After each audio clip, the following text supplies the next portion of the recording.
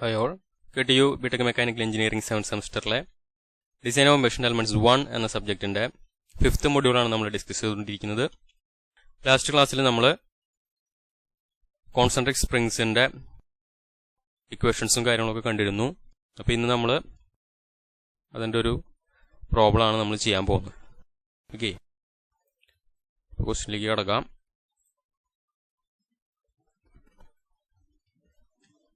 A concentric spring is used as a valve spring in a heavy-duty diesel engine. It consists of two helical compression springs having the same free length and solid length. The composite spring is subjected to a maximum force of 6,000 Newton and the corresponding deflection is 50 mm. The maximum torsional shear stress induced in each spring is 800 megapascal. The spring index of each spring is 6. Assume same material for both springs and the modulus of rigidity of the spring material is 81,370 megapascal. The diametral clearance between the coil is equal to the difference between their wire diameters. Calculate axial force transmitted by each spring, wire and coil diameters of each spring, and number of active coils in each spring. Okay. ചോദ്യം ഒന്നുകൂടി നോക്കാം. Concentric സ്പ്രിങ്സിന്റെ design ആണ് പറഞ്ഞിട്ടുള്ളത്. Then heavy duty diesel എഞ്ചിൻസിൽ ഉപയോഗിക്കുന്ന valve spring. ഇപ്പൊ concentric springs ആണ് അവിടെ valve spring ആയിട്ട് യൂസ് ചെയ്യുന്നത്. അപ്പൊ അവിടെ ഒരു സിംഗിൾ ആക്സിസിൽ തന്നെ രണ്ട് സ്പ്രിങ്സ്, ഹെലിക്കൽ സ്പ്രിങ്സ് രണ്ടെണ്ണം ഉപയോഗിക്കുന്നുണ്ട്. അങ്ങനെയാണത് കോൺസെൻട്രിക് സ്പ്രിങ്സ് എന്നുള്ള രീതിയിൽ വരുന്നത്. ദെൻ ആദ്യമേ തന്നെ നമുക്ക് തരുന്ന ഒരു ഡാറ്റ എന്നുള്ളത് ഫ്രീ ലെങ്ത്, ഈ ഒരു സ്പ്രിങ്ങിന്റെ ഫ്രീ ലെങ്ത്തും സോളിഡ് ലെങ്ത്തും ഈക്വൽ ആണ് എന്നുള്ളതാണ് ആദ്യമേ പറഞ്ഞിട്ടുള്ള ഒരു കാര്യം. ഓക്കെ, ദെൻ രണ്ടിന്റെയും സെയിം മെറ്റീരിയൽ ആണ്. ദെൻ അവിടെ ആക്ട് ചെയ്യുന്ന ഫോഴ്സ്, ഈ ഒരു വാൾവിൽ ആക്ട് ചെയ്യാൻ സാധ്യതയുള്ള മാക്സിമം ഫോഴ്സ് എന്നുള്ളത് 6,000 ന്യൂട്ടൺ ആണ്. ദെൻ ആ അത്രയും ഫോഴ്സിന് കറസ്പോണ്ടിങ് ആയിട്ട് അവിടെ ഉണ്ടാവാൻ സാധ്യതയുള്ള ഒരു ഡിഫ്ലക്ഷൻ എന്നുള്ളത് 50 mm ആണ്. ഓക്കെ, ദെൻ ഓരോ സ്പ്രിങ്ങിലും ആക്ട് ചെയ്യുന്ന മാക്സിമം ഷിയർ സ്ട്രെസ് അല്ലെങ്കിൽ ആ ഒരു സ്പ്രിംഗ് വയറിൽ ഇൻഡ്യൂസ്ഡ് ആവുന്ന ഷിയർ സ്ട്രെസ്സിന്റെ വാല്യൂ 800 മെഗാപാസ്കൽ ആണ്. ദെൻ സ്പ്രിംഗ് ഇൻഡെക്സ് 6 എന്ന് തന്നിട്ടുണ്ട്. ദെൻ മെറ്റീരിയൽ സെയിം എന്ന് പറഞ്ഞു. ദെൻ മെറ്റീരിയലിന്റെ മോഡുലസ് ഓഫ് റിജിഡിറ്റി 81,370. ദെൻ പിന്നെ പറഞ്ഞിട്ടുള്ള ഒരു കാര്യം ഡയാമീറ്ററൽ ക്ലിയറൻസ്. അപ്പൊ നമ്മൾ കഴിഞ്ഞ ദിവസം ഇതിന്റെ ഇക്വേഷൻസ് കണ്ട സമയത്ത് അവിടെ നമ്മൾ diameter clearance 2 times of C dash is equal to D1 minus D2 എന്ന് പറഞ്ഞൊരു ഇക്വേഷൻ കണ്ടിരുന്നു. അത് തന്നെയാണ് ഇവിടെ പറഞ്ഞിട്ടുള്ളത്. ഓക്കെ, സി ഡാഷ് എന്നുള്ളത് റേഡിയൽ ക്ലിയറൻസ് ആണ്. അപ്പൊ ഡയമീറ്റർ ക്ലിയറൻസ് ആണെങ്കിൽ 2 times of C dash calculate ചെയ്യുക. അല്ലെങ്കിൽ 2 times of സി ഡാഷ് എന്ന് പറഞ്ഞാൽ ഡയമീറ്റർ ക്ലിയറൻസ് ആണ്, which is equal to D1 minus D2 wire ഡയാമീറ്റേഴ്സിന്റെ ഡിഫറൻസ്. ഓക്കെ, ദെൻ നമ്മളോട് കാൽക്കുലേറ്റ് ചെയ്യാൻ പറഞ്ഞിട്ടുള്ളത് 3 കാര്യങ്ങളാണ്. ഒന്ന്, സ്പ്രിങ് ട്രാൻസ്മിറ്റ് ചെയ്യുന്ന ആക്സിയൽ ഫോഴ്സ് അല്ലെങ്കിൽ സ്പ്രിങ്ങിൽ ആക്ട് ചെയ്യുന്ന. അപ്പൊ ഇവിടെ 2 സ്പ്രിങ്ങുകൾ കോൺസെൻട്രിക് ആയി വെച്ചേക്കാണ്. ദെൻ സ്പ്രിങ്ങുകളുടെ സ്പ്രിംഗ് സ്റ്റിഫ്നെസ് അല്ലെങ്കിൽ റേറ്റിംഗ് എന്ന് പറയുന്ന ആ ഒരു വാല്യൂ ഡിഫറെന്റ് ആയിരിക്കും. അതുകൊണ്ട് തന്നെ 6,000 ന്യൂട്ടൺ ആക്ട് ചെയ്യുമ്പോഴത്തേക്കും അത് അതേ ലോഡ് തന്നെയല്ല ഇൻഡിവിജ്വൽ സ്പ്രിങ്ങുകൾ ആക്ട് ചെയ്യുക. അതിന്റെ 2 സ്പ്രിങ്ങുകളും അത് ഷെയർ ചെയ്തിട്ടാണ് എടുക്കുക. അപ്പോൾ ഒരു particular portion outer spring carry ചെയ്യും, അടുത്ത ഒരു എമൗണ്ട് ഇന്നർ സ്പ്രിങ് ക്യാരി ചെയ്യും. അപ്പൊ സ്പ്രിങ്ങുകളുടെ സ്റ്റിഫ്നെസ്സിനനുസരിച്ചാണ് ഇത് ഡിസ്ട്രിബ്യൂട്ട് ചെയ്ത് പോകുന്നത്. ദെൻ നമ്മളോട് കാൽക്കുലേറ്റ് ചെയ്യാൻ പറഞ്ഞിട്ടുള്ളത് വയർ ഡയമീറ്ററും കോയിൽ ഡയമീറ്റേഴ്സും ആണ്. ഓക്കെ, അപ്പൊ ഈ ഔട്ടർ സ്പ്രിങ്ങിന്റെ വയർ ഡയമീറ്ററും കോയിൽ ഡയമീറ്ററും അതുപോലെ ഇന്നർ സ്പ്രിങ്ങിന്റെയും ഈ 2 വാല്യൂസ് കാൽക്കുലേറ്റ് ചെയ്യണം. Then number of active coils in each spring, ഓരോ സ്പ്രിങ്ങിലുമുള്ള ആക്റ്റീവ് ടേൺസ് കണ്ടുപിടിക്കുക. അപ്പൊ നമ്മളിവിടെ മൊത്തം സ്പ്രിങ്സ് ഡിസൈൻ ചെയ്യുന്ന പ്രൊസീജിയർ ഒന്നും അപ്ലൈ ചെയ്യേണ്ട കാര്യമില്ല. ഈ ചോദ്യത്തിൽ പറയുന്ന 3 പാരാമീറ്റേഴ്സ് മാത്രം കാൽക്കുലേറ്റ് ചെയ്താൽ മതി. ഓക്കെ, അപ്പൊ നമുക്ക് ആദ്യമേ തന്നെ ഗിവൺ ഡാറ്റ നോട്ട് ചെയ്യാം.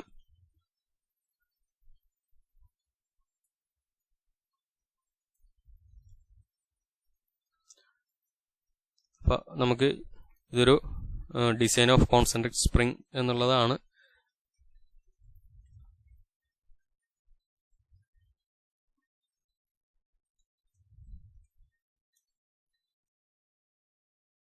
ഇമ്പോർട്ടൻ്റ് ആയിട്ട് നമുക്ക് ആദ്യമേ നോട്ട് ചെയ്യേണ്ട ഒരു കാര്യം. ദെൻ പിന്നെ പറഞ്ഞിട്ടുള്ളത് ഫ്രീ ലെങ്ത്.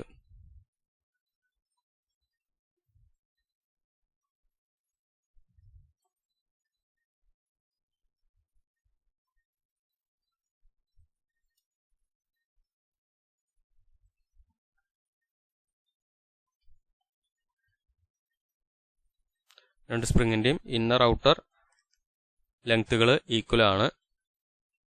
ഫ്രീ ലെങ്ത്തുകൾ രണ്ട് സ്പ്രിങ്ങിൻ്റെ ഈക്വൽ ആണ്. Then solid length.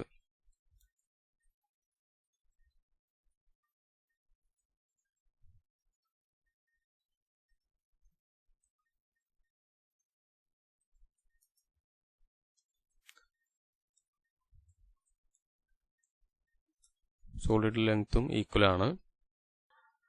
ദെൻ പിന്നെ പറഞ്ഞിട്ടുള്ളത് സെയിം മെറ്റീരിയൽ ആണ്.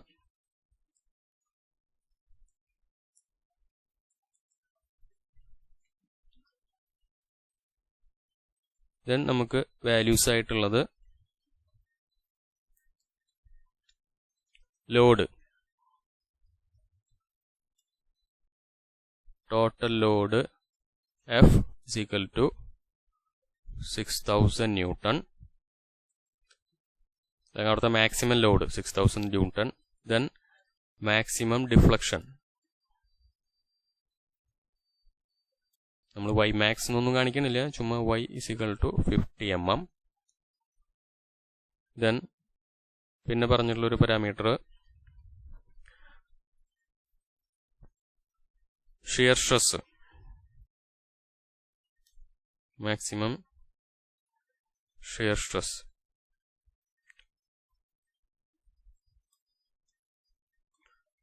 ടോർഷണൽ ഷിയർ സ്ട്രെസ് ഇൻഡ്യൂസ് ചെയ്യുന്നത് 800 മെഗാപാസ്കൽ, അതല്ലെങ്കിൽ newton per millimetre square. Then അടുത്തൊരു പാരാമീറ്റർ എന്നുള്ളത് spring index C.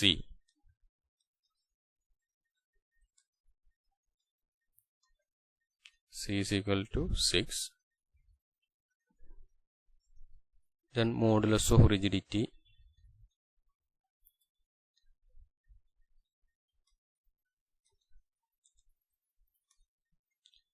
G is equal to 81,370 Newton per millimeter square. Then പിന്നൊരു കണ്ടീഷൻ പറഞ്ഞിട്ടുള്ളത് diametral clearance.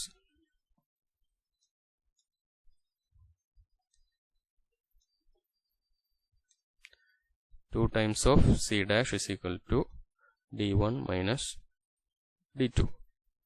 Okay. അപ്പോൾ ഇത്രയും കാര്യങ്ങളാണ് നമുക്ക് ഗിവൺ ഡാറ്റ ആയിട്ടുള്ളത്. ദെൻ ഇത് സോൾവ് ചെയ്യുമ്പോഴത്തേക്കും ഇപ്പം നമുക്കിവിടെ കണ്ടുപിടിക്കാൻ പറഞ്ഞിട്ടുള്ള കാര്യങ്ങൾ അതുകൂടി ജസ്റ്റ് ഒന്ന് നോട്ട് ചെയ്യാം. Find first one F1, F2. Then second supposition പറഞ്ഞിട്ടുള്ളത് D1 small d1 capital D1 then small d2 capital D2 wire diametersum coil diametersum. Then third one I1, I2 സ്പ്രിങ്ങിൻ്റെ ആക്റ്റീവ് നമ്പർ ഓഫ് ടേൺസ് എത്രയാണെന്നാണ് ചോദിച്ചിട്ടുള്ളത്. Okay, അപ്പോൾ ഇത്രയും പാരാമീറ്റേഴ്സാണ് നമുക്ക് calculate ചെയ്യാനുള്ളത്. Okay, അപ്പോൾ നമുക്ക് step 1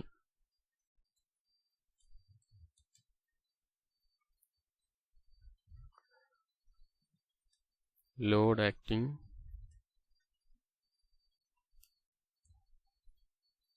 on each spring F1, F2. ഇതാണ് നമുക്കിതിൽ. ഓക്കെ, അപ്പോൾ നമുക്ക് ബേസിക്കായിട്ട് ഈ ഒരു കോൺസെൻട്രിക് സ്പ്രിങ്സിൻ്റെ കേസിൽ നമ്മൾ ഉപയോഗിക്കാനായിട്ട് പറഞ്ഞ ഇക്വേഷൻസ് എല്ലാം അതൊന്ന് ജസ്റ്റ് നോട്ട് ചെയ്യാം. അപ്പോൾ ടോട്ടൽ ലോഡ് എഫ് എന്നുള്ളതിന് നമ്മളൊരു ഇക്വേഷൻ കണ്ടിരുന്നു, F1 plus F2 then F1 divided by F2 എന്ന് പറയുന്ന ഒരു ratio D1 by D2 D1 square divided by D2 square എന്ന് പറയാം, അല്ലെങ്കിൽ അതിന്റെ ഹോൾ സ്ക്വയർ എന്ന് എങ്ങനെയാണെന്ന് വെച്ചാൽ. ഓക്കെ, ദെൻ പിന്നെ നമ്മൾ കണ്ടുപിടിച്ച വേറൊരു equation D1 divided by D2 വെച്ചിട്ട് C divided by C minus 2 എന്ന് പറഞ്ഞിട്ടുള്ളൊരു ഇക്വേഷനും കണ്ടിരുന്നു. ഓക്കെ, ആക്ച്വലി ഈ ഒരു ഇക്വേഷൻ നമുക്ക് കിട്ടിയത്, ഇപ്പം നമ്മുടെ ചോദ്യത്തിൽ നമുക്കൊരു കണ്ടീഷൻ തന്നിട്ടുണ്ടായിരുന്നു 2C dash is equal to D1 minus D2. ഈ ഒരു കണ്ടീഷനും ദെൻ നമുക്ക് outer coil diameter D1 is equal to D2 plus D1 plus small d2 plus 2C dash എന്ന് പറഞ്ഞിട്ട് ഈ രണ്ട് ഇക്വേഷൻസ് യൂസ് ചെയ്തിട്ടാണ് നമ്മൾ ഈ ഒരു D1 ബൈ D2 എന്ന് പറയുന്ന റിലേഷനിലേക്ക് എത്തിയത്. അപ്പോൾ ചോദ്യത്തിൽ ഈ ഒരു ഇക്വേഷൻ തന്നിട്ടുള്ളതിന്റെ ഉദ്ദേശം തന്നെ, ഈ ഒരു ഇക്വേഷൻ തന്നിട്ടുള്ളത് നമുക്ക് D1 by D2 is equal to C divided by C minus 2 എന്നുള്ള ആ ഒരു റിലേഷനിലേക്ക് എത്താൻ വേണ്ടിയിട്ടാണ്. ഓക്കെ, അപ്പോൾ നമുക്ക് ഈ ഒരു വാല്യൂ കാൽക്കുലേറ്റ് ചെയ്ത് അത് നമുക്ക് D1 ബൈ D2 തൊട്ട് മുമ്പത്തെ F1 ബൈ F2 എന്ന് പറയുന്ന ആ ഒരു റിലേഷനിൽ സബ്സ്റ്റിറ്റ്യൂട്ട് ചെയ്യാം. ഓക്കെ, അപ്പോൾ നമുക്കിവിടെ ദെൻ ഈ ഇക്വേഷൻസ് നമുക്ക് ഡാറ്റാ ബുക്കിൽ കുറച്ച് ഡിഫറെൻ്റ് ആണ്. കോൺസെൻട്രിക് സ്പ്രിങ്സ് എന്ന് പറഞ്ഞ മഹാദേവൻ ഡാറ്റാ ബുക്കിലൊരു സെക്ഷൻ വരുന്നുണ്ട്, പക്ഷേ അവിടെ ഇക്വേഷൻസ് കുറച്ച് ഡിഫറെൻ്റ് ആണ്, അതുകൊണ്ട് അത് ഫോളോ ചെയ്യണ്ട. നമുക്ക് തൽക്കാലം മെയിനായിട്ട് ഈ 3 ഇക്വേഷൻസ് ആണ് കോൺസെൻട്രിക് സ്പ്രിങ്സിന്റെ കേസിൽ നമുക്ക് ആവശ്യം വരുന്നത്. ഓക്കെ, അപ്പം ഇത് അറിഞ്ഞിരിക്കണം. അങ്ങനെയാണെങ്കിൽ നമുക്ക് ഈ ഒരു ഇതുമായിട്ട് ബന്ധപ്പെട്ട ഏത് ചോദ്യം വന്നാലും സോൾവ് ചെയ്യാൻ പറ്റും. ഓക്കെ, അപ്പം മെയിനായിട്ട് നമുക്ക് ഡിഫറെൻ്റ് ആയിട്ടുള്ള ലോഡുകളും അതേപോലെ ഈ ഡയാമീറ്റേഴ്സ് ഒക്കെയാണ് ഇത് വെച്ച് കാൽക്കുലേറ്റ് ചെയ്യുക. ദെൻ ബാക്കി നമുക്ക് സ്പ്രിങ് ഡിസൈൻ ചെയ്യാൻ പറയുകയാണെങ്കിൽ നമ്മുടെ പണ്ടത്തെ പ്രൊസീജിയർ തന്നെയാണ് ഫോളോ ചെയ്യേണ്ടത്. ഓക്കെ, അപ്പോൾ നമുക്ക് ആദ്യം D1 ബൈ D2 എന്ന് പറയുന്ന റേഷ്യോ കാൽക്കുലേറ്റ് ചെയ്യാം.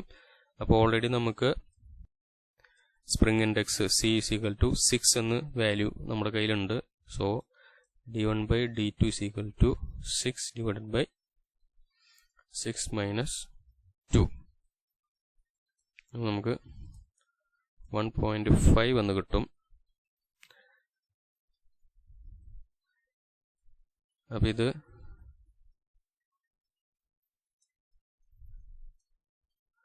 substitute in equation 2, which implies F1 divided by F2 is equal to D1 by D2 whole square എന്നാണ്, which is equal to 1.5 whole square. അതിൻ്റെ വാല്യൂ 2.25 എന്ന് കിട്ടും. ഓക്കെ, അപ്പം ഇതിൽ നിന്ന് നമുക്ക് F1 is equal to 2.25 times of F2 എന്ന് പറഞ്ഞിട്ടുള്ള ഒരു റിലേഷൻ പറയാം. ദെൻ ഇത് നമുക്ക് സബ്സ്റ്റിറ്റ്യൂട്ട് ഇൻ ഇക്വേഷൻ 1. ഫസ്റ്റ് ഇക്വേഷനിൽ ഇത് സബ്സ്റ്റിറ്റ്യൂട്ട് ചെയ്ത് കഴിഞ്ഞാൽ ഫസ്റ്റ് ഇക്വേഷൻ എന്നുള്ളത് F is equal to F1 plus F2. അപ്പം നമുക്ക് already F is equal to 6000 newton ആണെന്ന് അറിയാം. Okay,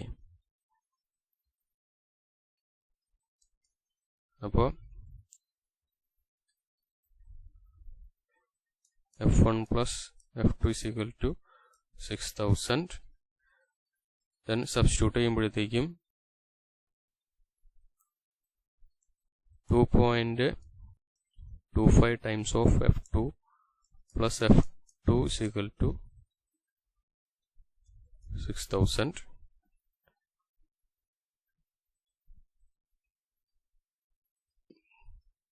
3.25, F2 is equal to 6000, which implies F2 is equal to 6000 divided by 5, which is equal to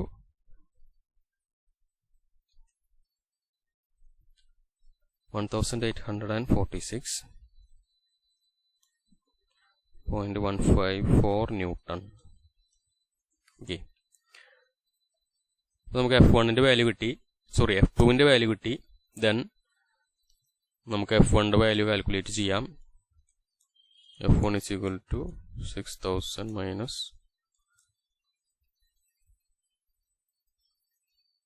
F2.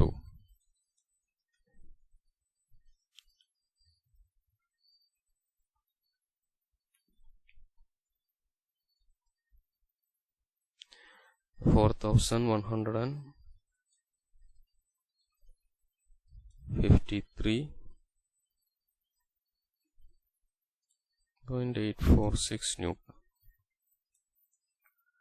Okay,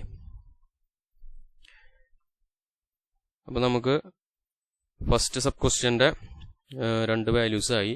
F1 F2 ആണ് calculate ചെയ്യാൻ പറഞ്ഞിരുന്നത്. Okay, then നമുക്ക് second sub question step 2 ആയിട്ട് ചെയ്യാം. Step 2,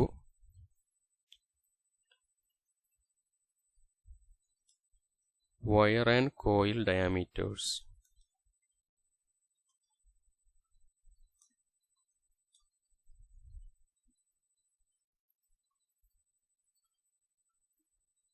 okay, അപ്പോൾ നമുക്ക് ഔട്ടർ സ്പ്രിങ്ങിനും ഇന്നർ സ്പ്രിങ്ങിനൊക്കെ ഉള്ള values calculate ചെയ്യണം. അപ്പോൾ ആദ്യമേ തന്നെ ഔട്ടർ സ്പ്രിങ്ങിൻ്റെ കേസ് നോക്കാം. ആക്ച്വലി അതിൻ്റെ തൊട്ട് മുമ്പായിട്ട് നമ്മൾ ഈ വയർ ഡയമീറ്ററൊക്കെ കാൽക്കുലേറ്റ് ചെയ്യുന്നത് ഷിയർ സ്ട്രെസ്സിൻ്റെ ഇക്വേഷൻ എന്നാണ്. അപ്പോൾ ആ ഇക്വേഷൻ ഒന്ന് നോട്ട് ചെയ്യാം. 8F dk/d³. ദെൻ ഇതിൻ്റെ തന്നെ മറ്റൊരു ഫോം എന്ന് പറയുന്നത് 8F ck/d². ഒന്ന് സ്പ്രിംഗ് ഇൻഡെക്സിൻ്റെ ടേമിലാണ് വരുന്നത്, ദെൻ ഒരെണ്ണം നമ്മുടെ കോയിൽ ഡയമീറ്ററിൻ്റെ ടേമിലാണ്. ദെൻ ഇപ്പോൾ ഇന്നർ കോയിലും ഔട്ടർ കോയിലും നമ്മുടെ സ്പ്രിംഗ് ഇൻഡെക്സ് സെയിം ആണെന്ന് പറഞ്ഞു. അപ്പോൾ അതുകൊണ്ട് തന്നെ നമുക്ക് വോൾ സ്ട്രെസ് ഫാക്ടർ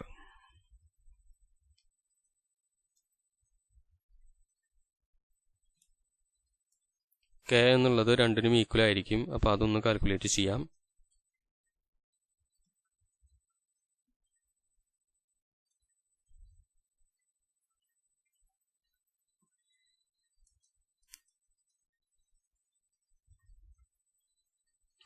ഓക്കെ, അപ്പോൾ ഇതാണ് നമ്മുടെ വോൾ സ്ട്രെസ് ഫാക്ടറിൻ്റെ equation. Then we have C is equal to 6. അപ്പോൾ ഇത് സബ്സ്റ്റിറ്റ്യൂട്ട് ചെയ്തിട്ട് കാൽക്കുലേറ്റ് ചെയ്യുമ്പോഴത്തേക്ക് നമുക്ക് K is equal to 1.2525 എന്ന് പറഞ്ഞ വാല്യൂ കിട്ടും. ഓക്കെ, ദെൻ ഇനി നമുക്ക് ഈ വാല്യൂ ഉപയോഗിച്ചിട്ട് ഓരോ സ്പ്രിങ്ങിൻ്റെയും വയർ ഡയമീറ്റേഴ്സ് കാൽക്കുലേറ്റ് ചെയ്യാം. അപ്പോൾ ആദ്യമേ തന്നെ ഔട്ടർ സ്പ്രിങ്ങിൻ്റെ കേസ് കൺസിഡർ ചെയ്യാം.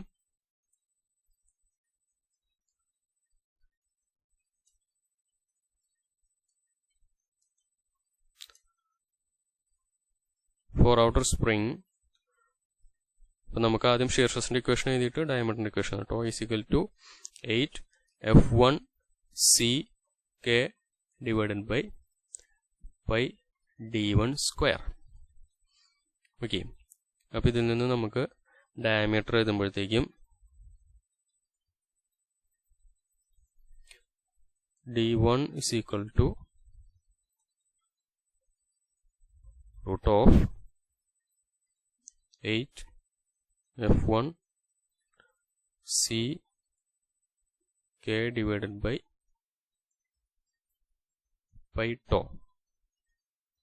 ഓക്കെ, ദെൻ ഈ ഒരു ഇക്വേഷനിൽ നമുക്ക് ആവശ്യമുള്ള വാല്യൂസ് F1 നമ്മൾ ഓൾറെഡി കാൽക്കുലേറ്റ് ചെയ്തിട്ടുണ്ട്. F1ൻ്റെ വാല്യൂ വരുന്നത് 4000 153.846 Newton. Then നമുക്ക് spring index C is equal to 6. Wall stress factor 1.2525. Then shear stress tau is equal to 800 Newton per millimeter square. Okay. അപ്പോൾ ഇത്രയും വാല്യൂസ് ഇതിൽ സബ്സ്റ്റിറ്റ്യൂട്ട് ചെയ്യുക. അപ്പോഴത്തേക്ക് നമുക്ക് ഇപ്പം ഞാനിവിടെ ഫൈനൽ വാല്യൂ ആണ് എഴുതണുള്ളൂ. നമുക്ക് ഡയാമീറ്ററിൻ്റെ value D1 is equal to 9.97 mm എന്നാണ് വരിക. ഓക്കെ. ദെൻ നമുക്കിതിനെ സ്റ്റാൻഡർഡൈസ് ചെയ്യണം. അപ്പോൾ നമ്മൾ മഹാദേവൻ ഡാറ്റ ബുക്കിൽ പേജ് 188 റെഫർ ചെയ്ത് കഴിഞ്ഞാൽ നമുക്കവിടെ സ്റ്റാൻഡേർഡ് സൈസുകൾ കാണാം. അവിടെ 11.2 എന്ന് പറഞ്ഞ ടേബിളിലാണ് നമുക്ക് വാല്യൂസ് അവൈലബിൾ ആയിട്ടുള്ളത്. അപ്പോൾ അവിടെ 3 കോളംസ് ആയിട്ടാണ് വാല്യൂസ് കൊടുത്തിട്ടുള്ളത്. ആദ്യത്തെ കോളത്തിൽ cold drawn and steel wire unalloyed എന്നാണ് പറഞ്ഞിട്ടുള്ളത്. ദെൻ രണ്ടാമത്തെ കോളത്തിൽ hard and tempered spring steel wire and valve spring wire. അപ്പം നമ്മളോട് ഇവിടെ മെറ്റീരിയൽ സ്പെസിഫൈ ചെയ്തിട്ടില്ല. പക്ഷേ ഈ സെക്കൻഡ് കോളത്തിൽ പറയുന്ന മെറ്റീരിയലാണ് വാൾവ് സ്പ്രിങ്ങിനായിട്ട് ജനറലി യൂസ് ചെയ്യുന്നത്. അപ്പോൾ ആ ഒരു സെക്കൻഡ് കോളത്തിലുള്ള സൈസുകൾ നോക്കാം. അപ്പോൾ അവിടെ 6.5 to 11 എന്ന് പറയുന്നൊരു റേഞ്ച് കാണിച്ചിട്ടുണ്ട്. ദെൻ ഒരു ഹൈഫൺ ഇട്ടിട്ട് അവിടുത്തെ ഇൻക്രിമെന്റ് വാല്യൂ 0.5 എന്നും കാണിച്ചിട്ടുണ്ട്. ഓക്കെ. അപ്പോൾ നമ്മുടെ വാല്യൂ ആ റേഞ്ചിലാണ് വരുന്നത്. അപ്പോൾ 9.5 കഴിഞ്ഞാൽ നെക്സ്റ്റ് സ്റ്റാൻഡേർഡ് സൈസ് എന്നുള്ളത് 10 mm ആണ്. ഓക്കെ. അപ്പോൾ നമ്മൾ വയർ ഡയമീറ്റർ 10 mm എന്ന് സെലക്ട് ചെയ്യാണ്, സ്റ്റാൻഡേർഡ് വയർ ഡയമീറ്റർ. അപ്പോൾ ഇത് നമ്മൾ റെഫർ ചെയ്യുന്നത് KM data book, K Mahadevan data ബുക്കാണ്. Page 188 table 11.2. അപ്പോൾ നമുക്ക് D1 എന്ന് പറയുന്ന ഔട്ടർ കോയിലിൻ്റെ വയർ ഡയമീറ്റർ കിട്ടി. ദെൻ ഇനി നമുക്ക് ഇതിൻ്റെ coil diameter, mean coil diameter capital D1 calculate ചെയ്യണം. അപ്പോൾ spring index into small D1 ചെയ്ത് കഴിഞ്ഞാൽ നമുക്ക് ആ വാല്യൂ കിട്ടും. It is equal to 60 mm എന്നുള്ളതാണ് മീൻ കോയിൽ ഡയാമീറ്റർ. അപ്പോൾ ഔട്ടർ സ്പ്രിങ്ങിൻ്റെ വാല്യൂസ് രണ്ടും കിട്ടി. Then for inner spring, inner സ്പ്രിങ്ങിൻ്റെ കേസിൽ ഷിയർ സ്ട്രെസ്സിൻ്റെ equation tau is equal to 8F2C into K divided by D2 square. നമ്മൾ ഇവിടുന്ന് D2ൻ്റെ ഇക്വേഷൻ എഴുതുമ്പോഴത്തേക്കും root of 8F2C K divided by tau. Then നമുക്ക് അവൈലബിൾ ആയിട്ടുള്ള values F2 is equal to 1846.154 Newton, C is equal to 6, K is equal to 1.2525, shear stress tau is equal to 800 Newton per millimeter square. Okay. അപ്പോൾ ഇത്രയും values substitute ചെയ്യുമ്പോഴത്തേക്കും നമുക്ക് D2 എന്ന് പറയുന്ന diameter കിട്ടുന്നത് 6.65 mm എന്നാണ്. Okay. Then നമുക്കിതിനെ standardise ചെയ്യണം. അപ്പോഴത്തേക്കും നേരത്തെ ഡാറ്റ ബുക്കിൽ പേജ് നമ്പർ 188 തന്നെ ആ ഒരു കോളത്തിലെ സെക്കൻഡ് കോളത്തിൽ ടേബിൾ 11.2 സെക്കൻഡ് കോളം നോക്കുക. അപ്പോൾ അവിടെ 6.5 കഴിഞ്ഞാൽ നെക്സ്റ്റ് സ്റ്റാൻഡേർഡ് സൈസ് എന്നുള്ളത് 7 mm ആണ്. ഓക്കെ. അപ്പോൾ അതാണ് നമ്മുടെ standard wire diameter.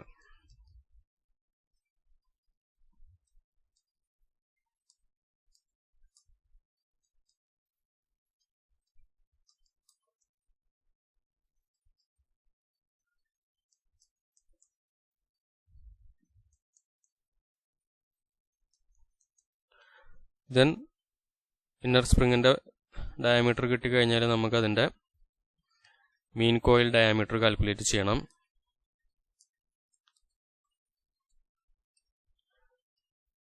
d2 is equal to c into small d2, spring index into small d2, 6 into 7.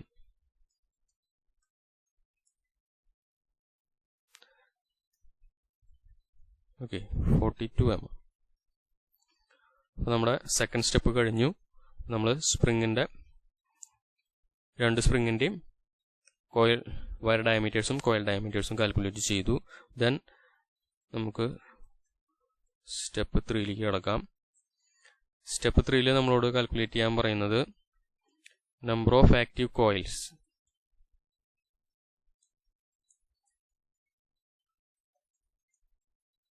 or turns.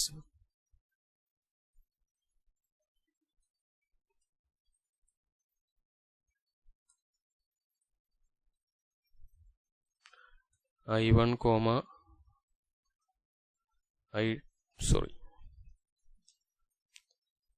I2 എന്നുള്ളതാണ് നമ്മുടെ നൊട്ടേഷൻ. ഓക്കെ, നമ്മൾ സാധാരണഗതിയിൽ ഡിഫ്ലക്ഷൻ്റെ ഇക്വേഷൻ എന്നാണ് ഈ ഒരു I എന്ന് പറയുന്ന നമ്പർ ഓഫ് കോയിൽസിൻ്റെ ഇക്വേഷൻ എഴുതാറ്. നമുക്ക് ഡാറ്റാ ബുക്കിൽ ഇത് ഡയറക്റ്റ്ലി അവൈലബിൾ ആണ്. എന്നാൽ പോലും ഈ ഒരു ഡിഫ്ലക്ഷൻ്റെ ഇക്വേഷൻ ഒന്ന് എഴുതി ശീലിക്കുക എന്നുള്ളത് ഒരു നല്ല കാര്യമായിട്ട് തോന്നണം. Okay, 8f d³ I divided by g d⁴ എന്നുള്ളതാണ് നമ്മുടെ ബേസിക് ഇക്വേഷൻ. അപ്പോൾ ഈ ഒരു ഇക്വേഷൻ എന്നുള്ളത് KM ഡാറ്റാ ബുക്കിൽ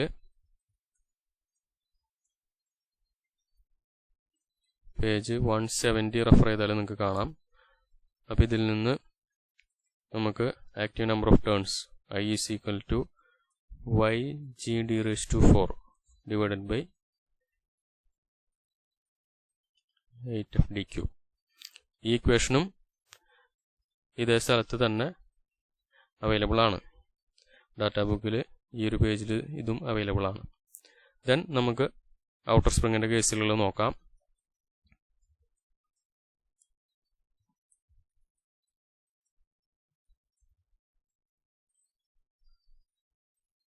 For outer spring, I1 is equal to yg d⁴ divided by 8 f1 d⁴. Okay, അപ്പോൾ ഇതാണ് നമ്മുടെ equation.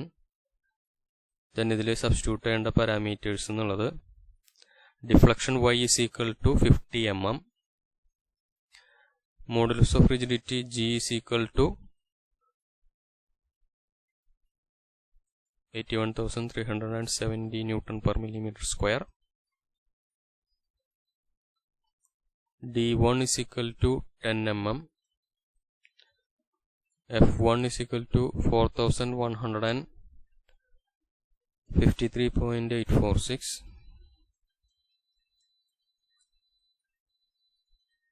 then coil diameter d1 is equal to 60 mm.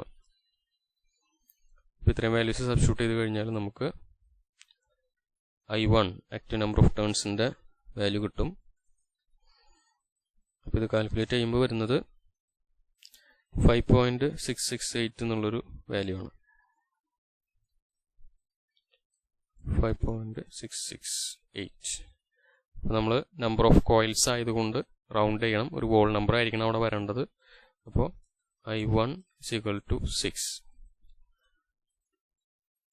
Then inner സ്പ്രിങ്ങിൻ്റെ കേസ് നോക്കാം.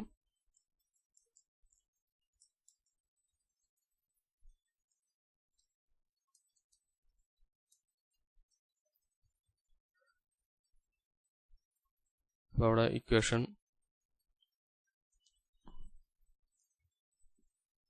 I2 is equal to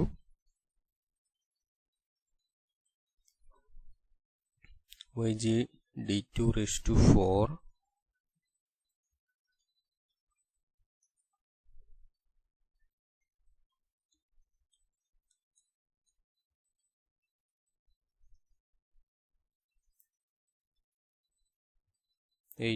F2 D2 cube.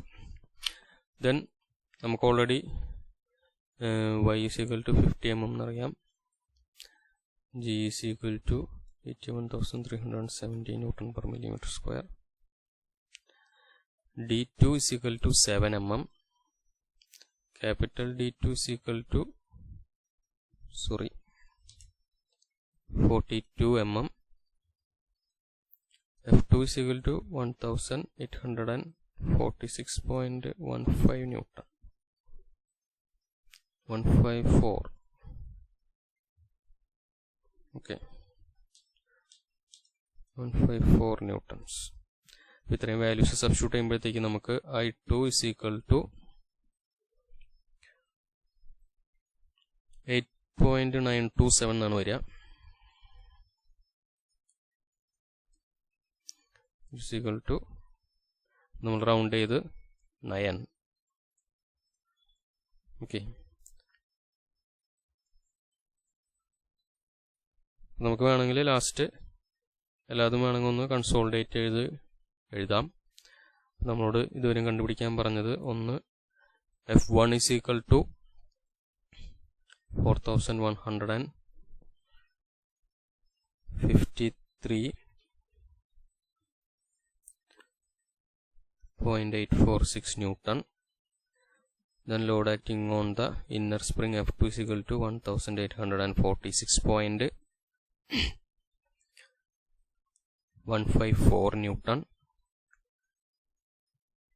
Then small d1 wire diameter is equal to 10 mm. Capital D1 is equal to 60 mm. Small d2 is equal to 7 mm. Coil diameter D2 is equal to 42 mm.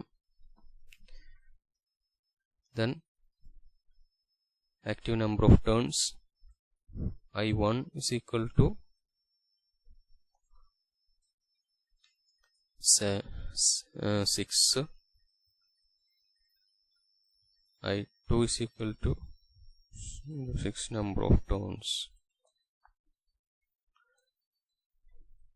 9 number of turns. Okay, ഇത്രയാണ് parameters calculate ചെയ്യാനായിട്ട് പറഞ്ഞിട്ടുണ്ടായിരുന്നത്. Then നമുക്കിനി ഇപ്പോൾ design of helical springs ഇത്രയാണ് നമ്മൾ discuss ചെയ്യാൻ ഉദ്ദേശിക്കുന്നത്. അപ്പോൾ നെക്സ്റ്റ് ക്ലാസ്സിൽ നമ്മൾ ലീഫ് സ്പ്രിങ്ങിൻ്റെ ഡിസൈൻ ആയിരിക്കും നോക്കുന്നത്. Okay, thank you.